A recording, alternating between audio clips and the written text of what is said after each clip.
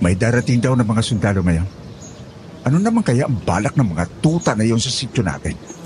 Ay, ewan ko ba, Martin? Laging abala ang mga yan. Wala naman silang mahuhuthot sa atin dahil pawang magsasaka lang tayo. At tayo lang din ang makakausap nila. Pagpanggap na lang tayo na tumutulong. Saka tayo makipagpulong agad sa taas para malaman nila ang balita. Nay, Tay, ano tong naririnig kong may mga sundalo? Bakit daw sila nandito? Tsaka paano nila nalaman tong sityo natin? Kahit nga yata gobyerno nakalimutan na tayo. Oo daw anak. Yun ang balita ng mga taga-baba. Baka ngayong araw ang dating. Naghahanap daw sila ng mga rebelde. Hindi pa natin alam kung yun lang ang alam nila o may iba pa. Kaya bantayan mo ang kilos mo, Amara. Makisama na lang muna tayo para hindi tayo mapanghinalaan. Nandito na yata sila. Isang mapagpalang araw sa iyo, DJ Rosana, at sa lahat ng inyong tagapakinig. Amara, ayan na lang po ang itawag niyo sa akin. Masyadong confidential ang istoryang ito para sa akin at sa pamilya ko. Pero naisipan ko pa rin itong ikwento sa inyo. Alam ko kasing marami kayong tagapakinig at baka sakaling ilan sa kanila ay ma-inspire at maliwanagan sa sitwasyon ng iba sa amin. Ilang taon na rin ang lumipas mula nang mangyari to. Pero kabisado ko pa ang lahat ng detalye. Magmula nang mapadpad ang mga bagong destinong sundalo sa amin, hanggang sa iba't ibang laban na naganap. Pati na rin ang pinakamabigat sa lahat, ang paglaban ko sa sarili kong dugo at lahi. Tahimik yung lugar na to, Sarah. Parang di naman ganun kadelikado. Dito raw ba talagang ruta natin? Kaya nga tayo nandito, Daniel. Masyadong tahimik. Kabisado ko na ang mga ganito. Kabisado ko kung saan walang bakas. Doon pa sa mas nagtatago ang mga rebelde. At tandaan mo, hindi natin alam kung sino ang kakampi nila rito. Kahit taga-bari pa yan, ang kakampi ng kaaway ay kalaban ng Estado. Umaga nang maramdaman namin na papalapit na ang mga sundalo sa bahay. Sinubukan nilang naming umaktong normal ni nanay sa loob ng bahay. Kahit na sa totoo lang, kabado na rin kami.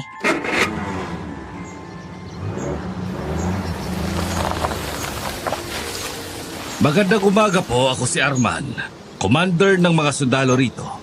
Nasaan ang may-ari ng bahay? Ako po. Ako si Martin. Ano pong maipaglilingkod namin sa inyo, sir? Wala naman.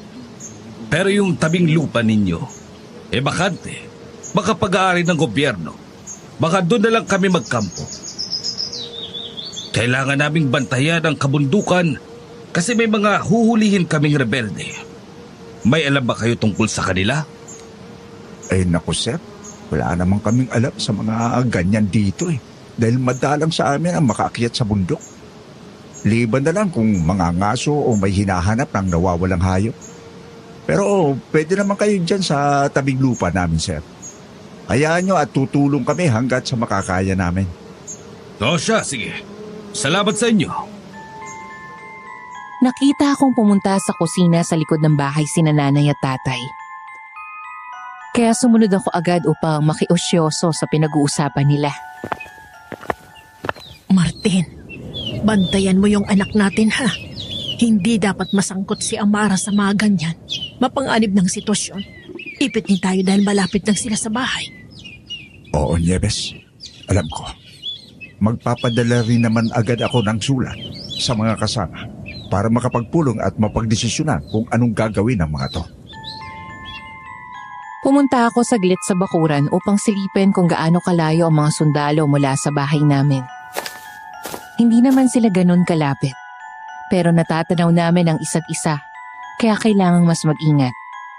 Nang makita ako ang mga sundalo, nag-init agad ang ulo ko. Pati sa hangin napapairap na lang ako. Sus, ang papangit. Sinong pangit? Ay, sir, yung mga bunga ng mangga ang papangit po. Mas maganda yung nakaraang taon. Ganon? Oo, ganon. Ganon. Nye, kairita. Kay kisapat. Bigla-bigla pang sumusulpot. Kagatin kita dyan. Sinong kausap mo dyan? Nay! Wala naman po. Tara, pasok na po tayo sa loob. Sakit sa mata ng mga sundalo.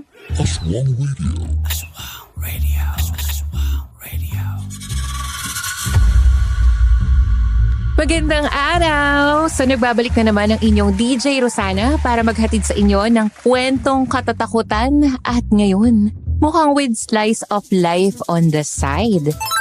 Dahil ang ipinadalang kwento sa atin ngayon dito sa Aswang Radio ay may temang pag-ibig na tiyak na kukurot sa inyong mga puso. At bago natin simulan ng kwento, ang tanong, sa tingin nyo ba ito ay mauuwi sa happily ever after? Ayan, i-comment nyo sa ating comment section below ang inyong mga sagot. Kaya ngayon, tara na, samahan nyo ko at sabay-sabay nating alamin kung ang kwento ng ating sender ngayon ay mauuwi ba sa happily ever after.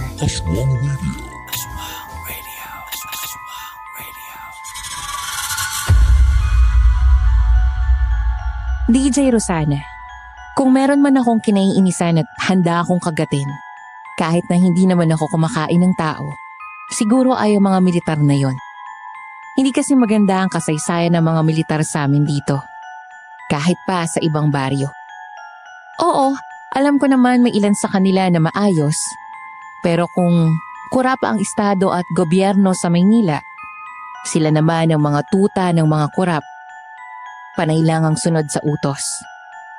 Ni minsan yata kapag may mga magsasakang naaagawan ng lupa sa amin, hindi kami nakakampihan. Lagi lang yung mayayaman. Yan ang balita ng iba. Ang kwento pa ng mga nakakatanda, dati raw ay nagkakampo sila rito. Kapag hindi itinuro ang mga rebelde, mananakit sila o di kaya'y sasalbayihin ng mga kababaihan sa sityo. Mabuti na lang at hindi ko inabutan at ayokong maranasan ng mga yon. Oo, aswang ang lahi namin. Pero kung tutuusin, mas marami pang napatay na inosenteng taong ilan sa mga nakauniforme kaysa sa amin. Kami ng pamilya namin at iba pang aswang sa sityo, tahimik lang kaming namumuhay at nag-aalaga ng mga baboy at iba pang hayop para kainin. Hindi ako kumakain ng tao. Ang mga nakatatanda naman, kakain lang sila kapag pinarusahan ng isang tao dahil sa kasamaan ng ugali. Kaya rin kami konektado at aliado sa mga rebelde. Dahil pinoprotektahan namin ang isa't isa. Ayos na sa aming mahihirap na magsasaka ang ganitong buhay. Basta malayo kami sa syudad at sa panghuhusga.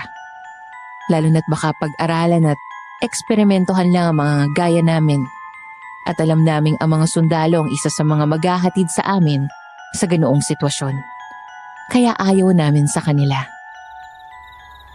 Anak, sigurado ka bang kailangan mong sumama rito?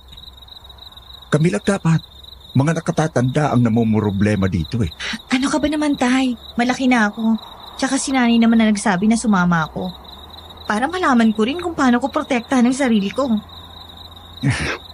Para sa akin, ikaw pa rin yung maliit kong prinsesa.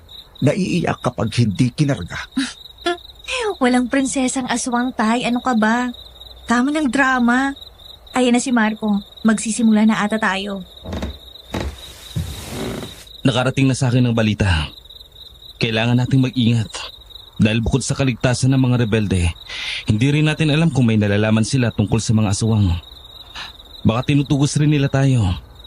Hindi natin sila pwedeng hayaang mahanap ang kuta natin dito o kahit malaman kung sino ang mga aswang. Sa amin sila banda nagkampo. Pwede naman kaming umaktong tinutulungan namin sila. Pero ilalayo natin ang mga posibilidad na kuta dito sa totoong kuta ninyo. Oo, malaking bagay nga yan.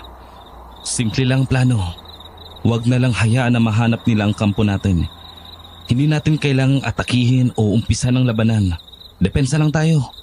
Dahil mga napag-utusan lang din naman yung mga yan eh. Teka, paano kung matunugan nila? O di kaya mahanap pa rin nilang kuta? Kapag natunugan nila at sinaktan ng mga rebelde, wala tayong ibang pagpipilian kundi paslangin sila. hindi na sila makakabalik sa kampo nila at ipapakain natin ang mga katawan nila sa mga nakatatandang aswang. Pero hanggat maaari, pwedeng walang masaktan, di ba? Lalo na ang mga rebelde. Oo naman, kaligtasan pa rin na lahat ang priority natin dito. Teka. Hindi ata ako sang-ayon sa plano na yan. Bakit kailangan si Amara ang mapalapit sa mga sundalo? Bakit hindi na lang ako? Kaysa naman madamay palalo sa panganib ang anak ko. Tay naman.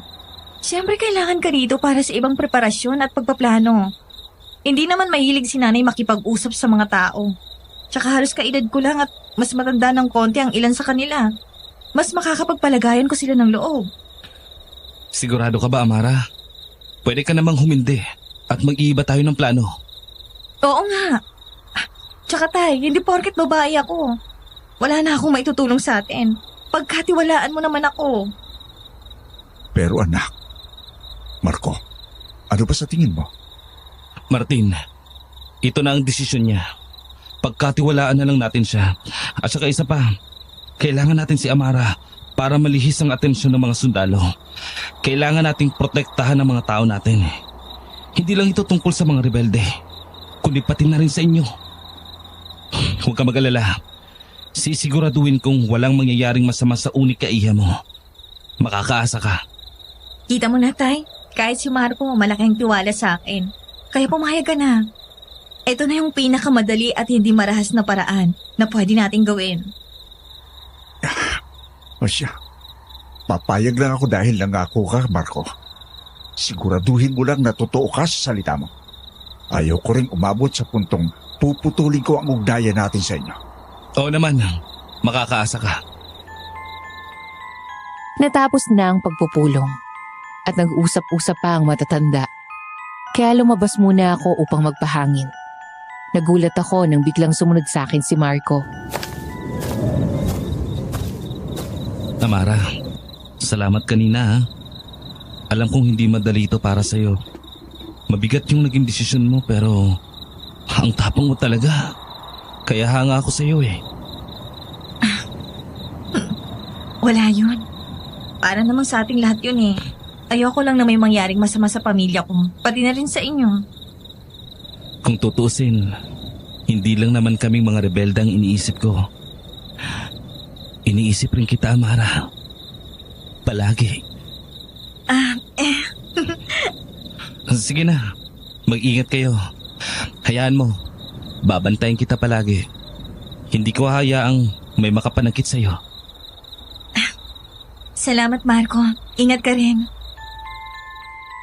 Hindi pa rin maalis sa labi ko ang ngiti habang naglalakad kami ni tatay pa uwi. Pero si tatay, ramdam kong seryoso siya at nag-aalala. Amara, anak, ingat ka pa rin sa kilos mo, ha? Opo, itay. Alam ko naman yan. Hindi natin alam kung anong eksaktong mangyayari. Hindi natin kontrolado ang panahon. Ang mga kilos lang natin ang makokontrol natin. Oh, anong ginagawa niyo dito sa labas? Gabi na. Tiningnan lang namin yung kalabaw namin. Itinali kasi namin sa may bandang bundok kanina. Baka nawala na, tsaka pinakain namin. Ah, ganun ba? Dapat kanina pa kayo umuwi. Delikado na sa ganitong oras. Oo nga eh, pero okay na. Nakita na namin. Uwi na rin kami. Sige, ingat kayo. Salamat, Daniel. Mag-ingat ka rin. Napabusangot na lang ako matapos makipagplastikan sa sundalo. DJ Rosana, hindi ko talaga maatim ang presensya niya. Nakikita ko pa lang siya, nag-iinit na ang dugo ko. Nakakainis talaga yung sundalo na yan. Parang ang yabang ng dating. Malamig lagi magsalita, akala mo kung sino. Hayaan mo na muna. Di naman siguro siya masamang tao. Maingat lang siguro. Sus, sundalo nga eh. Anak, sa pagkakaalam ko, aswang ka, hindi husgado. Hindi kita tinuruan ng ganyan. Ewan ko ba, tay? Basta, hindi ako komportable sa kanya. Pakiramdam ko, lagi siya may iniisip na masama tungkol sa atin. Amar, Biro lang, Tay. Sabi ko nga, wala akong pakialam sa kanya. Bilisan na natin umuwi para makausap na si nanay. Pag-uwi namin sa bahay, sakto namang may mga nakahandang pagkain si nanay. Kaya kumain muna kami bago ibahagi sa kanya ang balita. At ang napagplanuhan namin sa pulong. Salamat sa pagkain, mahal. Napag-usapan nga pala namin ni Amara kanina sa pulong. Kailangan daw nating mapalapit sa mga sundalo. Iligaw lang natin ang ruta. Si Amara na raw ang bahala. Ganun ba? Paano naman natin magagawa yun? Naisip namin baka pwedeng lagi na lang tayong magdala ng pagkain. Para sa kanila, paglutuan na lang natin ng mga walang asin at bawang pero malasa. Para hindi tayo malata. Tapos kakausapin ko na lang sila habang naghahatid ako ng pagkain. Oo nga. Pwede siguro tayong gumamit ng alternatibong pampalasa. Bukas, magluluto ako ng sopas. Tapos patis na lang ipampaalat ko.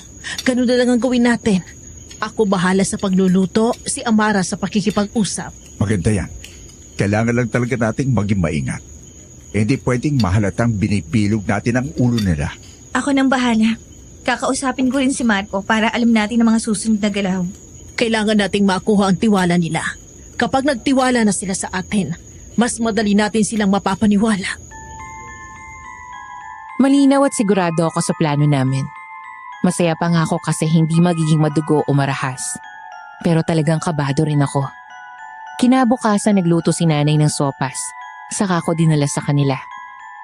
Masaya naman ang mga sundalo at nagpasalamat. Nakipagplastikan na lang ako. Tamang ngiti sa kanila kahit na ayoko naman talaga silang kausapin. Inaya pa nga nila akong kumain kaya nagsabi na lang ako na tapos na akong kumain. Hindi nga lang nila alam na hilaw na karne ng baboy ang kinain ko. Sinubukan kong maging malapit sa isang sundalo. Pero hindi ko alam kung talagang mapaklala ang ugali niya o pinaglihi lang siya sa bato dahil sa kawalan niya ng emosyon. Pero siya pa rin ang napili kong lapitan. Dahil napansin kong malapit siya sa commander nila at siya ang madalas kausap. Uy! Kamusta yung ronda mo kagabi? Ayos lang. May nahuli ka ba? Wala. Sungit. Kala mo naman ang pogi. Ha? Hindi kita marinig. Sabi ko, anong pangalan mo? Kahapon pa tayo nagkakausap tapos hindi ko alam yung pangalan mo. Daniel na lang. Kamusta? Daniel na lang. Ha? Ang hirap mo namang biruin, sir. Amara nga pala. Salamat sa pagkain, Amara. Sa kanya ako iniwan at pumunta sa mga kasama niya. Sumuntok-suntok na lang ako sa hangin dahil sa inis. Kung hindi lang para sa mga kasama namin, ilason ko na yung sopas na binigay ko sa kanya. Kala mo kung sino kong makapagsalita.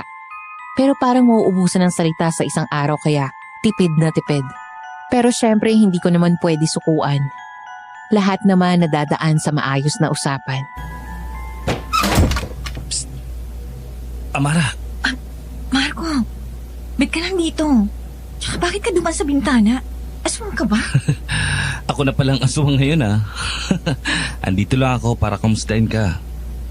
Naku, dapat hindi na. Kahit na hindi naman tanaw itong bahay sa kampo, kailangan pa rin mag-ingat. Baka makasalubong mo sa gubat yung mga rumuronda sa gabi. Mas kabisado ko naman yung daan kaysa sa kanila. Baka sila pang iligaw ko sa pusod ng gubat. Tinignan ko lang kung maayos ka. Kamusta naman yung plano? Ayos naman. Nakakairita lang yung Daniel. Akala mo kung sinong gwapo o makapagsungit. Bakit? Sinungitan ka? Hindi naman sa ganun pero sobrang dalang magsalita. Sobrang pamisteryoso pa, nakakainis. Hayaan mo na. Tiyaga lang. Siya nga pala. Alis na rin ako. Balitaan mo na lang ako. Dadalaw naman ako ulit dito. Sige Marco, salamat ha. Kinaumagahan, nagulat ako nang makita ko nag-iempake si tatay. Hindi ko naman siya agad tinanong pero napansin niya na curious ako. Kaya siguro siya na ang nagkusang magpaliwanag. Amara, nagsabi na ako sa komandante sa kabila. Napupunta muna ako sa kabilang bayan. Bibisitahin ko lang kako yung mga kamag-anak natin ng ilang araw. Pero andun lang ako sa itaas at magpaplano kasama sila Marco. Sige po, ingat kayo, Tay. Mag-ingat ka rin dito. Ikaw na munang bahala sa nanay mo. Dadalawin ka naman ni Marco. Sa kanya na lang tayo makibalita. Tuloy lang ang plano. Tahimik na lang ako nagwali sa bakuran upang kahit papano ay makalma ang isipan ko. Nag-aalala pa rin talaga ako para sa plano namin. Siyempre nag-aalala rin ako para sa kaligtasan ng mga magulang ko. Kamusta, Amara? Nasaan nga pala ang nanay mo? Hihingi sana ako ng tulong para mapamilyarize ang lugar na to sa mga bata ko, si Daniel, para na rin makakalap siya ng impormasyon. Ako na po ang bahala kay Daniel. Ako na lang po maglilibot sa kanya. Sigurado ka? Baka istorbo pa ako sa mga ginagawa mo. Hindi, ayos lang po. Hindi rin ako masyadong busy ngayon. Tsaka mas okay na ako nang sumama para kakilala niya na yung sasama sa kanya. Sige, salamat. Mukha mo. Ano ulit yun, Iha? Hindi ko narinig.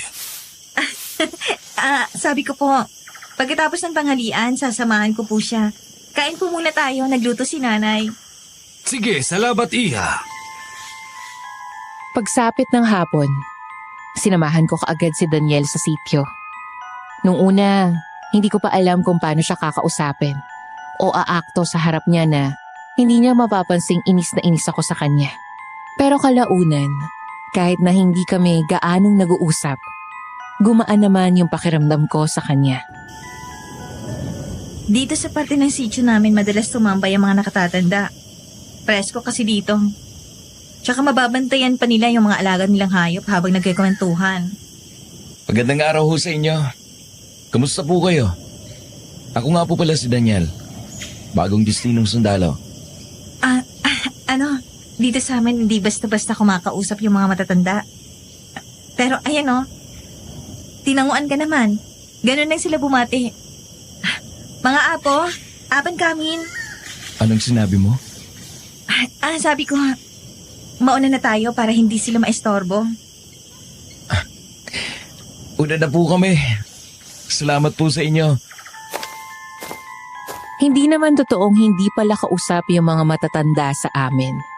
Pero sigurado rin naman akong gaya ko at ng pamilya ko. Wala rin silang interes sa mga sundalo. Lalo na't ang iba sa kanila ay may mga hindi magandang karanasan sa mga ito. Sinubukan ko pa rin siyang ilibot. At mabuti na lang, may mga batang kumausap at nakipaglaro pa sa kanya. Sa totoo lang, medyo nag-iba talaga ang pagtingin ko kay Daniel noong mga oras na yon. Hindi kasi gaya ng malamig niyang pakikitungo sa akin at sa kampo nila. Madalas ay mainit siyang ngumiti sa mga simpleng tao, gaya ng matatanda at bata. Kung hindi siya naka-green na damit, baka nakalimutan ko pang sundalo siya. Pero kahit na ganoon, hindi rin naman ako pwedeng lumihis sa plano namin. Hindi ko rin naman alam kung nagpapanggap lang siyang mabait. Pero sa loob-loob ko, alam kong iba siya sa lahat ng sundalong naroon. Umuwi na rin kami pagkatapos. Habang naglalakad pa uwi, sinubukan ko pang sabihin sa kanya na ni isa sa sityo namin ay wala pang nakakakita ng rebelde. Kaya bakit dito sila nagkampo? Tumango lang naman siya sa kanigpasalamat sa pagsama ko sa kanya. Pero pagkaalis niya, talagang hindi rin ako mapakali. Hindi ko alam kung bakit pero para akong aligaga. Para bang naiihi na hindi ko maintindihan.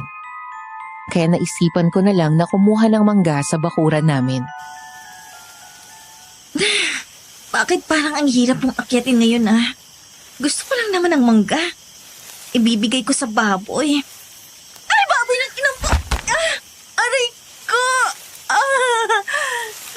Bakit mo hinahalikan yung lupa? Obvious ba? Alangang lumalangoy ako.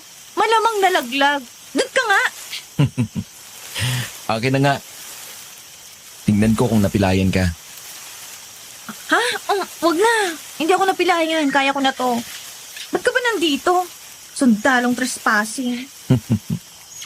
Pinapasabi lang ni Commander na salamat daw. May ibibigay daw siya sa tatay mo pagbalik. Kanina ka pang humingiti tsaka tumatawa. Sinaniban ka yata. Sige na. Yun lang naman. Alis na ako. Pagkatapos ng insidente doon sa bakuran, nagkulong na lang muna ako sa kwarto.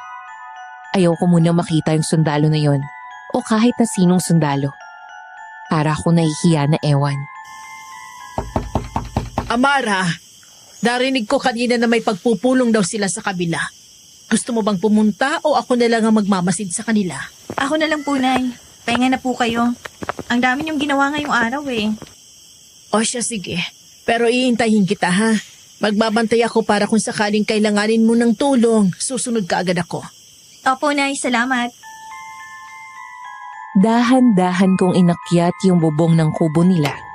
Saka naghanap ng siwang na masisilip ko yung mga nag-uusap sa loob. Mabuti na lang at wala namang nakarinig sa akin. Kaya inayos ko na lang ang pwesto ko. Saka ko sila nakitang sirkulong nakaupo at nakaharap sa isa't isa. Hindi pa sapat. Kulang pa rin. Ano daw bang utos sa atin? Wala akong pakalam sa kung anong utos. Hindi na kailangang hut-hutan ng impormasyon. Yang mga yan, kapag nahuli nyo, putukan nyo sa bungo. Pero sir, hindi ba't pinagbabawal na sa atin yan ang batas? Makinig ka, bata. Kung gusto mong maabot ang tuktok na naabot ko, kailangan mong matutong isakamay ang batas. At dito, ngayon mismo, ako ang batas. Wala nang puwang sa Pilipinas ang mga rebeldeng yan. At may iba pa akong kailangan dito sa lugar na to. Kaya kung pwede lang, bilisan nyo nang maghanap. Ang kukupan nyo! Pero sir, Dismiss! Mabilis akong tumalon papunta sa isang puno at nagtago sa kadiliman. Saka ko sila nakita na nagsilabasan. Panghuling lumabas si Daniel. At kitang-kita ko ang panghihinayang sa mukha niya. Hindi ko alam kung bakit. Pero nakaramdam ako ng simpatya. At isa pa, tama naman siya. Kahit hindi malinaw sa akin kung ano talaga yun. Malakas lang ang kutob ko na mabuti ang nais niyang mangyari. Nakita ko siyang naglakad papalayo. Kaya palihim ko naman siyang sinundan. Wala na akong kailangan sa kanya pero ewan ko ba. Gusto kong malaman kung anong gagawin niya. Nakita ko siyang pumasok sa maliit na kakahuyan. Saka naupo sa gilid. Bigla na lang niyang pinagsusuntok ang puno. bakit? Bakit? Hindi ko na alam. Hindi na. Tama pa ba to? Eto ba yung pinapangarap kong propesyon sa loob ng ilang taon? Bakit parang mali? Bakit wala akong magawa kahit na alam kong mali? Ma, pasensya ka na sa nakikita mo ngayon. Pinilit ko to. Pero pinilit ko rin maging marangal. Ano pa bang dapat kong gawin? Harap-harapan ko nang nakikita ang mga mali sa sistema. Ang ginagawa ng ibang sundalo. Pero wala akong magawa. Dahil wala pa ako sa pinakamataas na ranggo. Nahihirapan ako. Hirap na ako, ma. Gusto ko lang maging marangal sundalo. Gaya ng pangarap nating dalawa. Aray ko po! Ay! Sino nandyan? Ay, kumusta? Bakit nandito ka? Gabi na. Ikaw ang dapat kong tanungin. Bakit nandito ka? Teka, nalaglag ka na naman ba sa puno? Hindi Nadulas lang ako. Nakuwala kasi sa tali ng isa kong kambing, kaya hinanap ko rito. Pero sige, una na ako. Teka, kanina ka pa ba dyan? May narinig ka ba? Bakit? Ano na maririnig ko? Ano ka? Baka may ginagawa kang bawal Wala. Kung ano-ano naman ang iniisip mo. Tara na. Sabay na tayong bumalik. Itulog mo yan, sir. Anong oras na, Naggagala ka pa? Mamaya makuha ka ng aswang, sige ka. Aswang ka dyan. Hala? Bakit? Hindi ka naniniwala sa aswang? Hindi pa naman ako nakakakita eh. Eh anong gagawin mo kapag nakakita ka na? Ano pang ginagawa nila kapag nakita ko? Yun munang sabihin mo. Kunwari, naglalakad sa kakahuyan? Walang dalang tao? Wala. Walang dugo sa bibig na nagmula sa biktima niyang buntis? Wala, ano ka ba? Basta naglalakad lang. Eh di anong pakialam ko sa kanya? Maglakad lang siya. Naglalakad din naman ako. Paki ko ba sa kanya? Ha? Maglakad ka na nga. Kung ano-anong iniisip mo eh. Sus, ikaw nga dyan nagmumuni-muni. Ano bang iniisip mo? Wala. Sungit talaga nito. Narinig kita. Sungit! Baliw. Ba, tumatawa palang tuod. Ewan ko sa'yo. Pero salamat ha. Salamat saan? Gumaan kasi yung pakiramdam ko kahit papano. Salamat. Wala yun. O siya, sige. Mauna na ako ha. Sige Amara. Salamat ulit. Samantala, pagbalik ko sa bahay, Oh, anong nabalitaan mo anak? Sumilip ako kanina sa bubong pero hindi kita nakita. Saan ka ba nanggaling? Wala, Nay.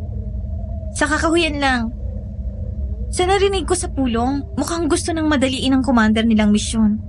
May iba pa daw siyang pakay eh. Hindi ko lang alam kung ano. May kayamanan ba dyan sa bundok? Ay, hindi ko lang alam. Pero malamang meron. Ang kaso ay wala namang interes sa mga tao dito na maghukay at pakialaman kung meron man. Tingin mo ba yun ang pakay nila? Hindi ko po alam. Mukhang personal ang pakay ng commander nila eh. Pero aalamin ko pa. Babalitaan ko kayo agad. Magpahinga na kayo, Nay. Oh, sige, ikaw rin. Ay, andyan si Marco sa kwarto mo naghihintay. Kausapin mo muna. Sige po. pumasok ako sa loob ng kwarto at naabutan ko roon si Marco. Marco, kumusta? Nga pala. Saan ka galing? Ha? Sabi ko saan ka galing. Sa kakahuyan lang. Bakit? Kanina pa tapos ang pulong natin ha. Anong ginawa mo sa kakahuyan? Sinundan ko si Daniel. Bakit mo siya sinundan? Baka kasi may makuha pa akong impormasyon sa kanya. Teka, bakit parang nagagalit ka? May mali ba? Ginagawa ko lang naman ang trabaho ko. Oo nga. Pero parang napapasobra ka. Paano kung may gawin siya sa iyong masama ha? Sundalo yun. Paano kung wala kami para protektahan ka? Hindi ganun si Daniel. At saka kaya ko naman ang sarili ko. Ano? Hindi siya ganun? Naiibang ka na ba? Kung ganyan lang ang sasabihin mo, mas mabuti pang umalis ka na lang. Saka na tayo mag-usap, Marco. Pasensya na. Nag-aalala lang ako. May sarili akong magulang na nag-aalala para sa akin. At hindi ko rin natatanda ang nobyo kita para pagbawalan at pagsalitaan mo ko ng ganyan. Ganun ba? Sige. Alis na ako.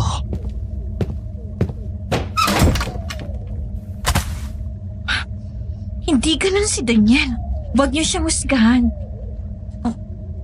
Teka, bakit ko ba siya pinagtatanggol? Sundalo siya. Kalaban siya. Pero mabait siya. Ay, nakakainis. Nakakabaliw. Ayoko na nga. Bakit ba ako naguguluhan? Magdamag akong hindi mapakali, DJ Rosana. Hindi ko alam kung bakit pero talagang nahuhulaan ko na dapat hindi ko pinagkakatiwalaan si Daniel. Pero saksi rin ako sa kabutihan niya.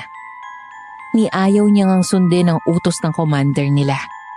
At isa pa, alam ko, nararamdaman ko mismo na mabuti siyang tao. Dagdag pa sa iniisip ko ang kinikilos ni Marco. Oo, inaamin ko may pagtingin ako sa kanya dati. Pero hindi ko na gusto ang mga pinapakita niya ngayon. Ang pananalita niya, ang kilos niya, parang hindi na siya yung kilala kong Marco. Ayaw kong mapahamak sila at kami. Pero ayaw ko ring mapahamak si Daniel. Hindi ko na alam kung ano pang mararamdaman ko. Pakiramdam ko pati utak ko ay nawawala na sa misyon. Gusto ko na lang na maging maayos ang lahat. Yung normal. Yung makakakwentuhan ko si Daniel nang wala akong ibang iniisip. Pakiramdam ko kahit pagiging mabait sa kanya ay hindi ko dapat gawin. Hindi ko rin alam kung ano ang mararamdaman nila nanay at tatay kapag nalaman nilang totoo na napapalapit na ako kay Daniel. At hindi lang dahil sa misyon ko. Anak, bumangon ka na. Kanina pa kita ginigising. Magtatanghali na. Nay, anong oras na po ba? Ay, mag-aalas 10 na. Kanina pa kita ginigising. Ihatid mo na tong pagkain sa kabila. Hala? Anong oras na pala? Pasensya na, Nay. Bakit kasi parang napuyat ka? O siya, tara na. At tulungan mo akong ihatid to sa kabila. Nagpunta kami sa kampo ng mga sundalo para magdala ng pagkain. Nang makita ng nanay ko si Commander Arman, ay masaya niya itong binati. Magandang araw po sa inyo, Commander. Kain po kayo. Nagluto po ako ng dinuguan. Wow, ang bango ah. Mukhang masarap. Tara, sumalo na kayo sa amin. Naku, kumain na po kami. Ganun ba? Sa susunod, saluhan nyo naman kami ha. Sige po, kumain na kayo. Babalikan na lang po namin yan mamaya. Pupuntahan lang namin yung mga alaga namin sa bundok. Mag-iingat kayo. Salamat ulit. Pagkagaling namin doon ay nagpunta naman kami sa gubat. Sa kampo ng mga rebelde. Sa kampo ba tayo, Nay? Ang aga yata natin. Ano bang meron? Oo, para hindi tayo mapaghinalaan. Hindi natin alam kung minamatyagan din tayo sa gabi. Lalo na't may rumuronda sa kanila. Tama nga naman. Pero may pulong ba? Oo, meron. Hindi ko na sinabi kanina at baka may makarinig. Bigla ang pulong daw. Sabi nung nagbigay ng mensahe sa akin kanina. Baka dahil sa nalaman mo kagabi. Narinig siguro ni Marco sa kwarto at ibinalita na sa taas. Nalungkot ako nang maalala ko na naman si Marco. Hindi naging maganda ang pag-uusap namin kagabi. At sa totoo lang, hindi ko na rin alam kung paano siya kakausapin. Naiinis pa rin ako sa kanya. Pero alam ko rin naman na masakit ang mga salitang binitawan ko. Kahit alam kong nag-aalala lang siya. Siguro saka ko nalang susubukang kausapin siya kapag pareho na kaming kalmado. Pagdating namin sa kampo, nakaupo na silang lahat. Parang kami na lang hinihintay. Kaya nagmadali na rin kami at umayos para makapagsimula na ang pulong. Andito tayo ngayon. Kasi may pag-usapan tayong bigla ang misyon. Misyon? Teka, hindi ba't mas mahalaga yung misyon natin na hindi kayo mahanap ng mga sundalo? Tama ka naman din. Pero huwag kayong mag-alala. Dahil 2 ibon ang matatamaan natin sa misyon na to. Diretsuhin mo na kami. Anong misyon ba yan? Bali-balita sa Amyanan, yung anak ng hasyendero na nang mamalupit, nanalbahi pa raw ng babaeng anak ng isang magsasaka. Wala na silang ibang malapitan. Kaya diniretso na ako ng tatay niya kagabi. Bah, tarantado yan ah. Sino ba yan? Yun ba yung anak ng pulis sa Maynila? Oo, siya nga. Kaya kailangan na talagang matapos ng paghahari-harian ng hasenderong yon. Matagal na siyang salot sa mga tao ron. Oo, narinig ko nga. Hindi lang mababa ang pasahod ay talagang inaalipin at sinasaktan pa ang mga trabahador niya. Parang walang puso kung umasta. Akala mo naman ay madadala niya yung pera niya sa hukay. Pero teka, malayo sa atin yan ah. Hindi ba yan makakaubos ng panahon natin? Hindi naman sa ayoko pero kailangan na nating lituhin yung mga sundalo. Kasi nagmamadali na yung commander nila. At balak pa nilang walang itira sa inyo. Yun nga ang dahilan kung bakit mas maganda na madaliin ang pagpapatumba sa asyendero. Dahil malayo ang sityo na yun sa atin. Pwedeng isipin ng mga sundalo na malapit ang mga rebelde ron. Imbis na dito. Eh di hindi kami pwedeng sumama sa misyon na yan. Baka mapaghinalaan na bigla kaming nawala. Doon na lang kami makikiusyoso. Kaya naman, kami magdadala sa kanila ng balita. Tsaka ko sila gagatungan na baka doon malapit ang mga rebelde. Oo, anak. Tama ka. Kami nang bahala.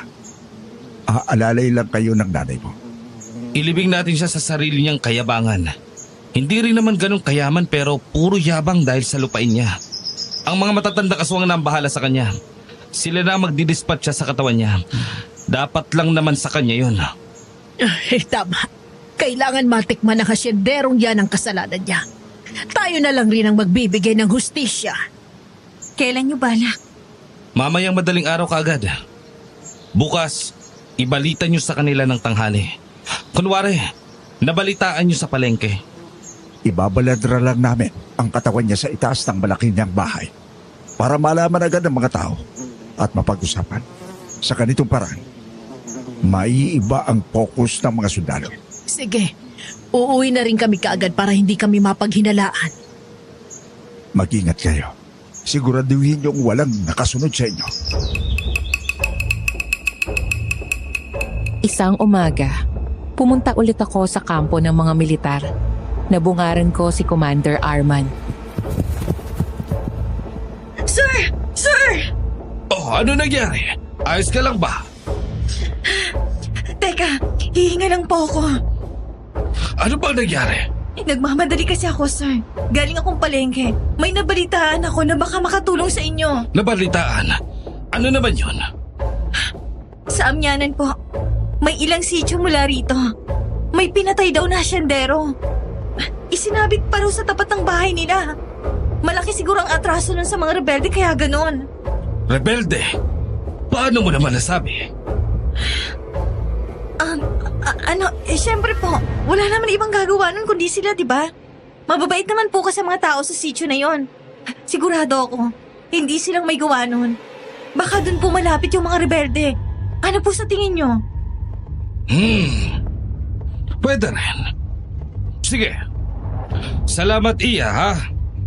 Hayaan mo at pupuntahan namin ang mga tao ko yun. Sige po, sir. Ramdam ko ang sobrang kaba habang naglalakad ako pabalik sa bahay. Hindi ko alam kung natunugan niya bang inuuto ko lang siya. Pero sana naman ay gumana pa rin ang plano namin. Maganda rin naman talaga ang plano. At kung sakaling lilipat sila ng kampo para maghanap ng mga rebelde, mababawasan kami ng tinig kahit papaano. Pero parang ako naman ang nagkaroon ng tinig sa dibdib. Iniisip ko pa lang na hindi ko na makikita si Daniel. Parang ang sakit-sakit. Hindi ko alam kung bakit pero ayoko. Nakaramdam na naman ako ng inis. Kasi hindi ko na naman maintindihan ang sarili ko. Ang nararamdaman ko, parang sasabog na ang utak ko kakaisip. Kada maiisip ko sa Daniel, hindi ako mapakali. Ay, nakakainis talaga. Ano ba talagang gusto ko? Paborito mo yatang kausapin ng sarili mo. Ano ka ba? Bakit ka ba nanggugulat? Sinong gusto? Anong gusto? Wala Sinong may gusto? Oo. Puso mo. Baka tumaas ang alta presyon mo dyan. Ang init naman ng ulo mo. Alam mo ikaw, bakit ang daldal mo ngayon? Tsaka ba't ka ba nandito? Bawal ba? Hindi. Pero hindi ba pupunta kayo sa amyanan? Hindi ako sumama. Sabi ko, roronda na lang ako sa gubat. Gusto mo sumama? Sige ba? Mag-aayos lang ako sa bahay. Nagpunta kami ni Daniel sa gubat kinahapunan. Habang naglalakad-lakad, ay tinanong ko siya. Bakit hindi ka sumama? Wala. Ayaw ko muna. Bakit naman? Ikwento mo na sa akin. Sigurado ka? Oo nga. Hindi ko na kasi gusto ang kalakaran nila. Matagal na may mga usap-usapan na may mga bayarang pulis o di kaya mga korap na sundalo. Pero ako, ayoko maging parte nun. Ang kaso, Ang kaso ano? kahit na hindi ka maging parte, Kung magbubulag-bulagan ka lang naman, parang parehas lang. Parang kasama ka pa rin. Ang kaso, wala naman akong magawa. Hamak na sundalo lang ako. Na walang mataas na ranggo. At kahit na mataas man, hindi pa rin sapat para maituwid ang mga kagaya ni Commander. Hindi ko nahihimayin pa kung ano talaga nangyari sa inyo o sa trabaho mo. Dahil personal yan. Pero alam ko na mabuti kang tao. At para sa akin, sapat na yun. Wala sa iyong bigat ng kasalanan ng iba.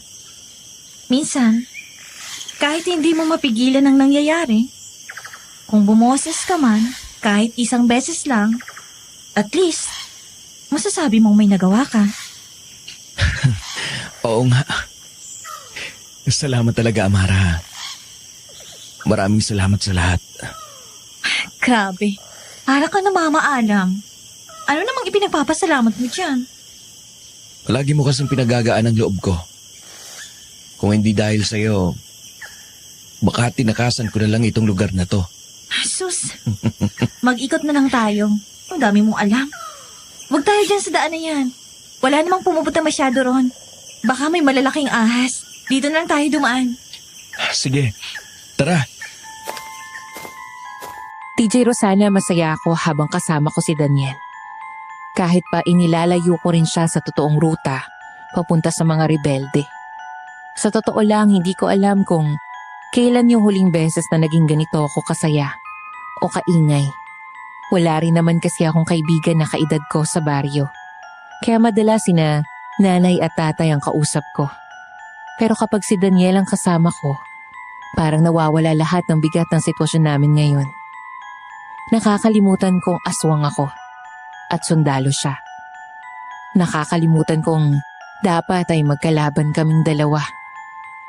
Nakakalimutan ko lahat pati na mga problema ko. Basta masaya lang ako na kasama ko siya. Hindi ko na rin napansin ang oras. Inabot na pala kami ng dapit hapon. Dinala ko nilang siya sa maliit na burol para panoorin ang paglubog ng araw. Alam mo, akala ko dati sobrang yabang mo. Ang sungit mo kasi magsalita. Uy, hindi kaya. Nasanay lang ako. Alam mo naman, sundalo. Ah, oo nga pala.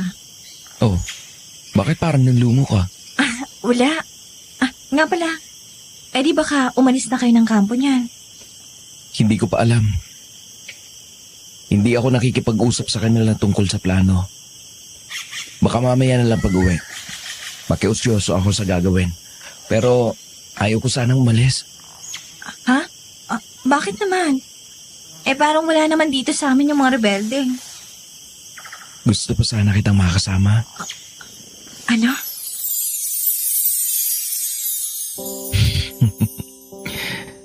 Gusto pa kitang makasama.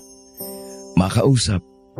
Gusto ko pang lumalim ang pagkakakilala natin sa isa't isa. Anong sinasabi mo? Gusto kita, Amara. Alam ko masyadong mabilis. Pero pwede bang mas kilalanin natin ang isa't isa pagkatapos ng lahat ng to? Gagawa ko ng paraan, pangako. Basta bigyan mo lang ako ng permiso at aakyat ako ng ligaw sa bahay ninyo. Amara? Tara na, Daniel. Bumalik na tayo.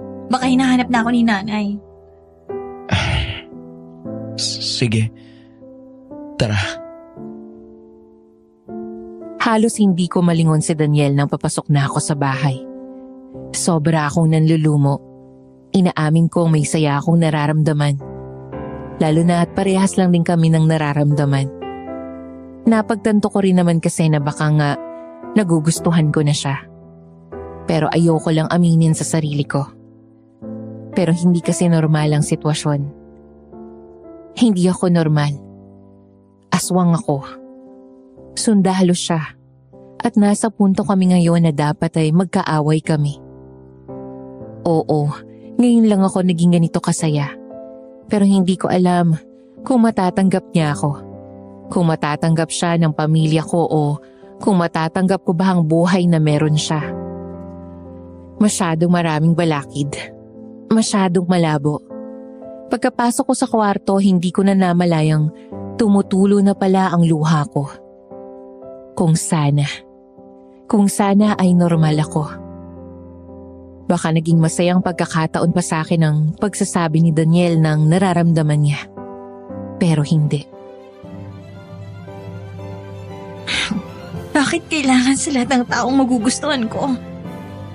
Sundalo pa talaga. Bakit ang hihina naman ang puso ko? Nasa ganun akong tagpo nang marinig kong may kumalabog sa bintana, DJ Rosana. Maya-maya ay bumukas iyon. Anong sabi mo? Marco, kanina ka pa ba dyan? Hindi yan importante. Anong narinig ko? Gusto mo yung sundalo, Amara? Yung sundalo, ha? Hindi, Marco. Hindi ganon. Huwag mo akong gawing tanga. Narinig kita. Gusto mo yung sundalo, di ba? Amara, sundalo yun.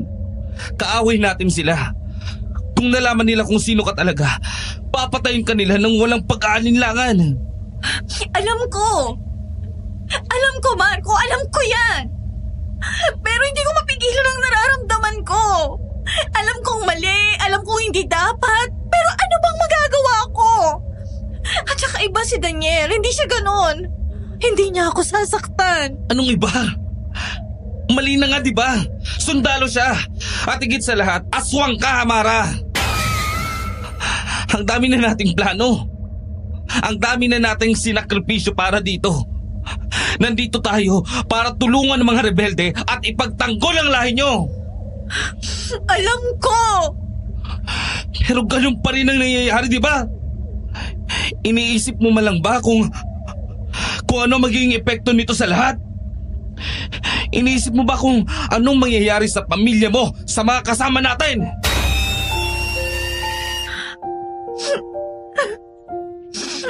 Pinipilit kong kalimutan pero hindi ko kaya.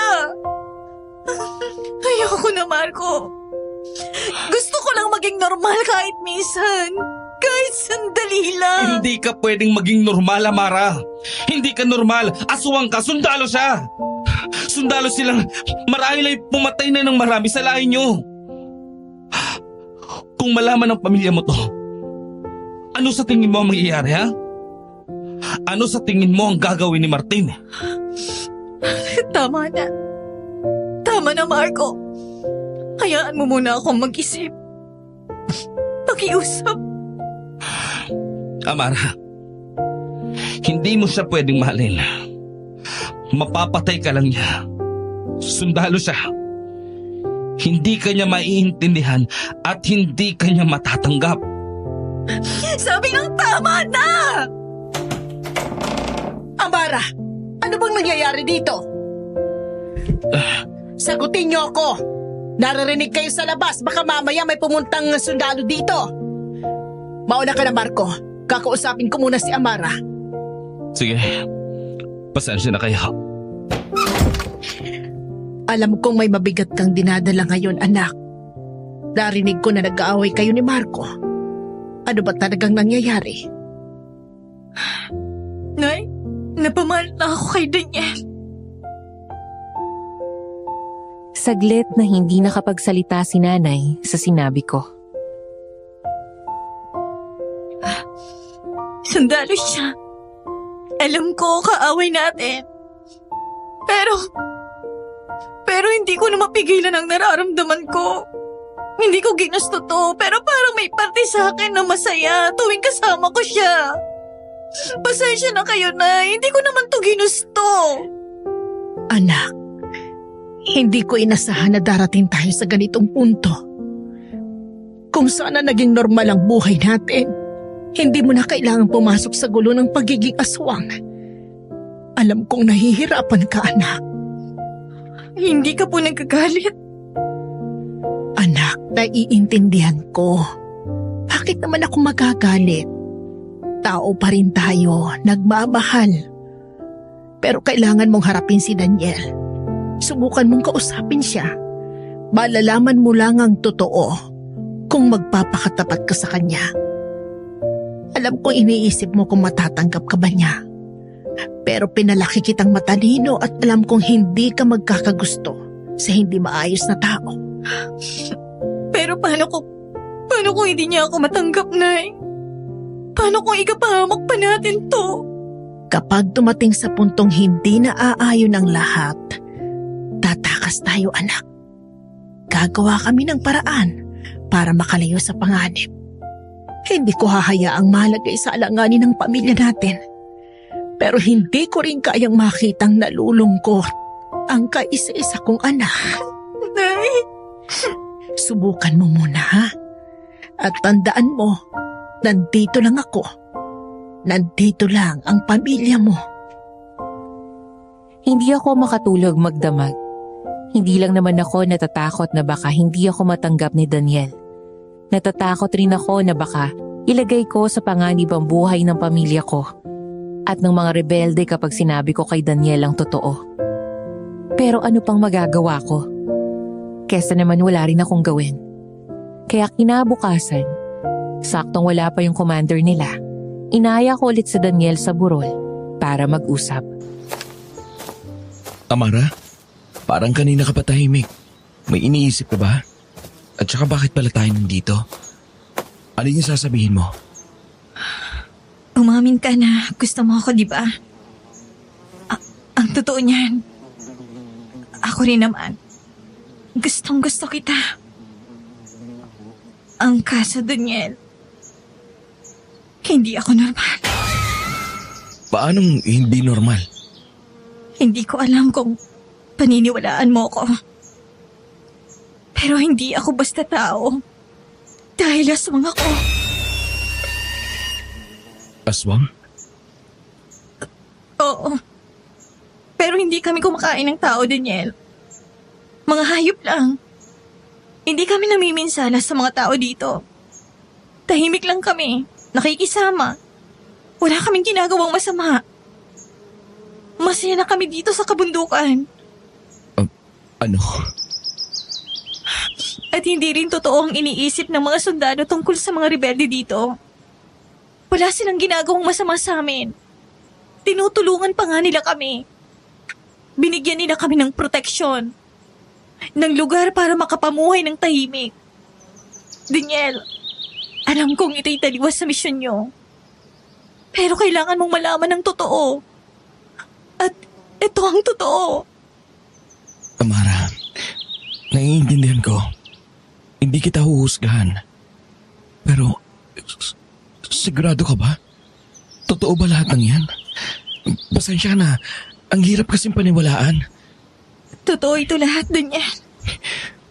Mahal kita, Amara. Kesyo aswang ka man o ano pa, hindi yan magbabago. Kaya kong talikuran ng lahat. Pati ang pagsusundalo para sa'yo. Handa akong isakripisyo ang lahat para sa'yo. Daniel, hindi mo kailangan gawin yan. Hindi ko hinihiling sa'yo na talikuran ng lahat. Pero gusto ko. Para sa'yo. Kaya kong isabotahe ang misyon namin, Amara. Hindi kita pababayaan. Hindi ko hahayaang masaktan ka o ang pamilya mo. Mas mahalaga ka sa akin kaysa anumang misyon. Hayaan mo, gagawa ko ng paraan para hindi nila mahanap ang mga rebelde. Para hindi nila malaman ang tungkol sa inyo. Tapos babalikan kita. Kapag nakauwi na kami, babalik ako dito. At saka ako formal na manliligaw sa'yo. Nandito ako para sa'yo, Amara. Pagbalik natin, gagawa ako agad ng paraan. Hayaan mo lang ako. Aayusin natin to. Daniel, salamat. Hindi ko akalain na maiintindihan mo ako.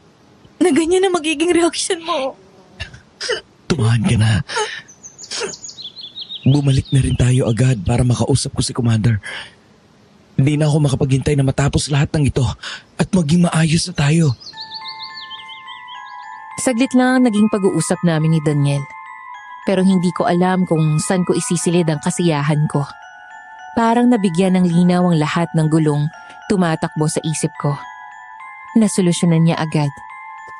Nakapag-isip at nakapag-desisyon siya agad. Pero nawala lahat ng saya ko. Nang pag-uwi namin, nadatnan kong nakayuko si nanay at tatay sa loob ng bahay. Habang nakatutok sa kanila ang baril ng 2 sundalong kasama ni Commander Arman. Ano, nagulat ba kayo? Akala niyo ba hindi ko alam? Matagal ko na kayong binabantayan. Anong akala niyo sa akin, ha? Tanga! Tay? Nay? Ano bang problema mo? Hindi naman kami rebelde! Hindi lang rebelde ang pakay ko dito. Alam ko ang sekreto niyo. Hindi lang kayo nagtatago mula sa hukbo. Tinatago niyo rin ang pagiging aswang niyo. At alam niyo bang meron akong kaibigang scientist? Malaking halaga ang ibabayad niya sa akin para lang ibigay kayo sa kanya at pag-eksperimentuhan sa laboratorio niya.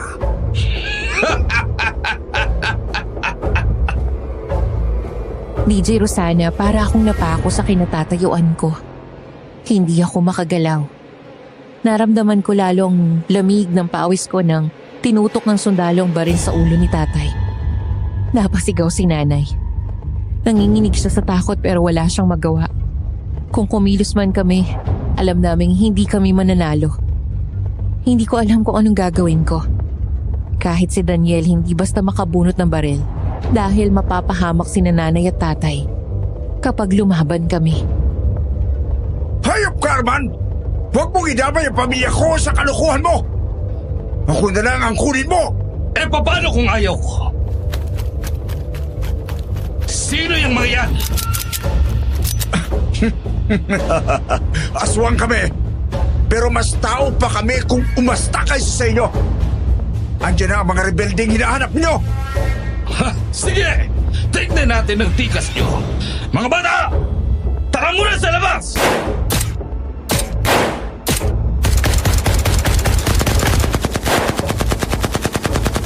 Amara! Umalis na kayo rito! Kailangan nyo nang tumakas! Daniel, ipagkakatiwala ko si Amara sa'yo. Alagaan mo siya. Bumalik na lang kayo kapag ayos na ang lahat. Dali, alis na! Pero tay, ayoko. Kaya kong lumaban. Makinig ka sa akin. Parang awa mo na. Daniel, ialis mo na si Amara dito. Gawan mo ng paraan itong gusot na ito. Pwede mong ipalabas sa kampo nyo na nababaliw na ang commander nyo. Sige na, alis na. Makakaasa ko kayong aayusin ko ito at mapuprotektahan ko si Amara. Tara na, Amara. Habang may oras pa. Teka, ayoko. Huwag mo akong hilahin. DJ Rosana, hindi ko alam kung ano mararamdaman ko habang hinahatak ako ni Daniel palabas ng bahay. Nagpatuloy lang ang putukan sa loob. Naririnig ko pa ang pagsigaw ni tatay at ang mga sundalo. Mabilis ang takbo namin ni Daniel. Hinilan niya ako palayo sa gulo. At sa kabila ng bilis ng mga pangyayari, tanging galit at takot ang umiikot sa isip ko. Pero nagtitiwala ako kay Daniel. Alam ko na may potensyal din ang plano nila tatay. Kaya itinuro ko sa kanya ang daan papunta sa amyanan para mapuntahan namin ang iba pang mga sundalo. Pwede naming sabihin na nanakit na ng mga inosenteng sibilyan si Commander Arman. At sinasabihan kaming aswang. Malamang iisipin nilang baliw na ang commander nila. At baka umalis na sila sa misyon na to. Pero habang binabaybay namin ang daan paalis, bigla nilang kaming nakarinig ng putok ng baril. Muntik nang tumama kay Daniel. Muntik na akong takasan ng hininga sa takot. At nagulat ako ng paglingon ko. Nakita ko si Marco. Lumabas kayo dyan! Amara, Daniel! Ano pa bang gusto mo, Marco? At bakit mo iniwan ang mga tauhan mo? Ang gusto ko? Ikaw ang gusto ko, Amara. Pero anong ginawa mo? Sumama ka sa sundalong yan! Sa sundalo pa talaga? Pare, pag-usapan natin to. Alam ko na hindi kayo masamang tao. Naikwento na ni Amara sa akin ang lahat. Huwag mo kong mapare-pare ha. Hindi tayo magkaibigan at mas lalong hindi ako papayag na lumabas ka pa dito ng buhay! Ano bang problema mo? Kahit kasi na tatay at nanay pumayag na kay Daniel at ipinagkatiwala ako sa kanya. Tanga sila! Hindi sila nag-iisip. Kahit nung nakausap ko si Martin, mas pinili niya ang kasiyahan mo kaysa sa kaligtasan mo. Paano mo nasabing magiging ligtas ako sa'yo kung pinaputukan mo ako ng baril ngayon? Hindi ikaw yan, Marco. Kilala kita. Nagustuhan din kita noon. Alam ko na mabuti kang tao. Kaya pakiusap, itigil mo na to! Ayoko! Lumabas kayo dyan! Hindi pwedeng magtago lang tayo, Amara. Delikado. Alam ko, pero ayokong saktan siya. Naiintindihan ko naman. Pero hindi naman natin siya papatayin. Sisiguraduhin lang natin na hindi na muna niya tayo makahabol. Labas! Lumabas kayo! Ano? Teka! Marco! Bitawan mo siya! Eto ba? Ito bang ipapalit mo sa akin, ha? Di amak naman na mas may itsura ako! Mas malakas at mas matalino! Bitawan mo siya, Marco! Ayaw kitang saktan! Talagang sasaktan mo ako para sa sundalong to! Hindi ko na namalayang bigla na lang humaba ang mga kuko ko. Pumula ang mga mata ko. Na triple ang bilis ng kilos ko. Bigla ako nag-anyong aswang at mabilis kong binali ang leeg ni Marco. Hindi na siya nakapalag at nakalaban. Pero dilat na dilat ang mga mata niyang nakatitig sa akin habang naghihingalo. Hanggang sa tuluyan na siyang bawian ng buhay. Napatitig ako sa dalawa kong kamay. Hindi ko lubos na maisip na kaya kong pumatahin ng tao. Ng kaibigan ko mismo. Nanginginig ako habang tuloy-tuloy na bumabagsak ang luha ko. Naalala ko lahat ng pinagsamahan namin ni Marco. Lahat ng tawanan. Lahat ng masasaya naming alaala. Hindi ko akalaing aabot kami sa ganito. Hindi ko akalaing kami mismo magiging dahilan ng pagkamatay ng isa't isa. Ni hindi ako makatingin kay Daniel. Natatakot akong pandirihan niya ako. Gaya ng pandidiri ko sa aking sarili. Huwag mo akong tingnan, Daniel. Halimaw ako. Kahit si Marco napatay ko. Napakasama ako. Hindi ko man lang napigilan ang sarili ko. Tama na. Iniligtas mo lang ako. Utang ko sa'yo ang buhay ko, Amara. Aswang ako, Daniel. Hindi mo ba nakita yung itsura ko? Ikaw pa rin ang pinakamaganda sa paningin ko. Sige na. Tumayo ka na. Kailangan nating magmadali. Pangako, magiging maayos din ang lahat. Matatapos din ang lahat ng to. Sumunod na lang ako kay Daniel. At gaya ng plano, pinuntahan namin ang ilan sa mga sundalo para sabihin ang nangyari. Agad naman silang tumulong upang mailigtas sina Commander Arman at ang aking mga magulang. Sobra akong natakot para sa kaligtasan nila. Hindi ko alam kung ano magagawa ko sa sarili ko kung may masamang nangyari kahit isa sa kanila. Kabadong-kabado ako habang sakay ng sasakyan pabalik sa bahay. Hindi ko na ininda ang sakit ng katawan at mga sugat ko dahil sa pagkakadapa at pagmamadali. Mabuti na lang at nariyan si Daniel upang pakalmahin ako. Sa kabila ng lahat ng nalaman at nakita niya sa loob lamang ng isang araw, nagawa pa rin niyang manatiling kalmado at tumulong sa akin. Wala na akong masabi sa kanya. Puro pasasalamat na lang. Kung wala siya, baka hindi ko na kinaya ang unos na dumaan sa aming sityo. Pagbalik namin, wala na ang mga rebelde. Andoon na lang ibang taga-sityo sa amin. Nagpanggap silang ipinagtatanggol lang nila ang sarili nila at sina nanay at tatay, kaya't napuruhan sina Commander Arman at ang grupo niya. Wala na silang buhay nang dumating kami. Pero sa kabutihang palad, walang nangyaring masama kina nanay at tatay. Sa wakas, natapos na rin ang gulo. Nay! Tay! Anak ko, kumusta? Hindi ka ba nasaktan? Hindi po, Itay. Pero si Marco... Anak, ayos lang yon. Sinabi na sa amin ng ibang taga-sityo na nakita nila ang katawan niya. Malungkot ang nangyari sa kanya pero huwag mong sisihin ang sarili mo. Alam namin nagbago na talagang ugali niya. Hindi na siyang dating Marco na kilala natin. Pero kahit papano minahal natin siya. Maraming salamat sa iyo, Daniel. Hindi mo ako binigo. Hindi ako nagsisisi na ipinagkatiwala ako sa iyo ang nag-iisa kong anak. Huwag na po kayong magpasalamat. Para sa akin, tungkulin ko ng protektahan si Amara. Hindi lang ngayon, kundi hanggang gusto niya. Sana lang po ay matanggap ninyo ang pag-akyat ko ng ligaw sa anak ninyo. Oy, sige. Pag-iisipan mo na namin.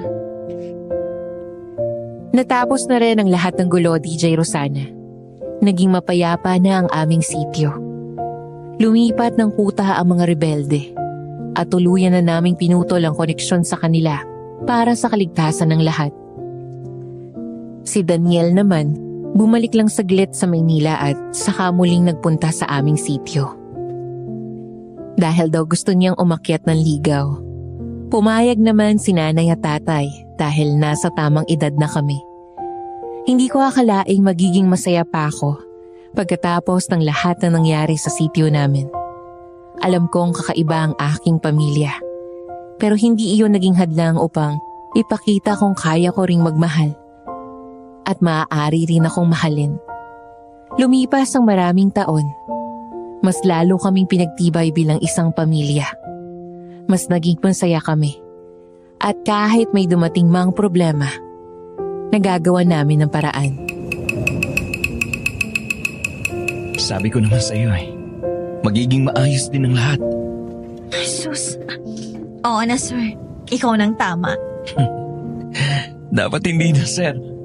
Dapat ano na, Ano? Mister. Mister ka dyan. Sumbong kaya kita kay tatay. Nagpaalam na ako. Sa'yo na lang ako magpapaalam. Magpapaalam na ano? Amara, Mhm. gusto mo na bang magpakasal? Seryoso ka ba? Ayaw mo? Siyempre gusto. Eh di mister ka na talaga. Opo, misis.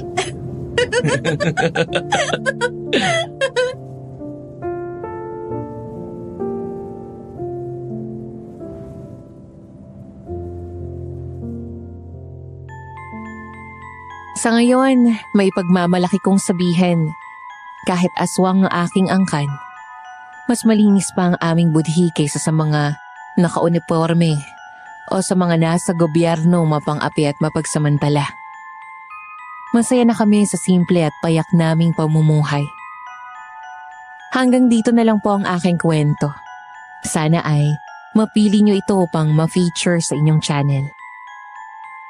Para naman sa mga tagapakinig, maaari kayong magbigay ng inyong mga komento kung nagustuhan nyo ang aking istorya kapag ito ay napili. Muli, maraming salamat at pagpalain nawa kayong lahat. Aswang Radio.